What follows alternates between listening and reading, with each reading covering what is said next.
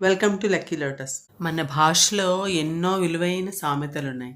అందులో నాకు తెలిసిన కొన్ని మీతో షేర్ చేసుకుంటాను. ఇవాళ సామెత ఏంటంటే, మంచం ఉన్నంత వరకే కాళ్ళు చాపుకోవాలి అని. సాధారణంగా ఈ సామెత ఎప్పుడు వాడతారంటే, మనం మన శక్తికి మించి, స్థాయికి మించి ఆలోచనలు చేస్తూ, ఖర్చులు పెంచుకుంటూ పోతూ, మనకున్న దానికన్నా ఎక్కువ స్థాయికి ఎగరాలనుకొని ప్రయత్నం చేస్తున్నప్పుడు పెద్దవాళ్ళు హెచ్చరికగా వాడతారు ఈ సామెత. జాగ్రత్త, మంచం ఉన్నంత వరకే కాళ్ళు చాపుకోవాలి అని, శక్తికి మించి పోకు అని. మామూలుగా ఏంటి, మంచం చిన్నదిగా ఉండి కాళ్ళు ఎంత పొడుగున్నప్పటికీ కూడా ఆ మంచానికి ఆ పరిధిలోనే మనం ముడుచుకొని పడుకోవాలి. లేకపోతే కాళ్ళు బాగా జాపేసాం అనుకోండి మంచాన్ని మించి, వేరే ఏదైనా వస్తువుల మీద పడో ఇంకెవరైనా తగిలో కాళ్ళు కూడా విరిగిపోయే ప్రమాదం ఉంది. అదే విధంగా మనం దెబ్బతింటాము అని దీని అర్థం. అంటే మన ఖర్చులు మన ఆదాయాన్ని మించి వెళ్లకుండా ఉండేటట్టు జాగ్రత్త పడాలని దీని అర్థం.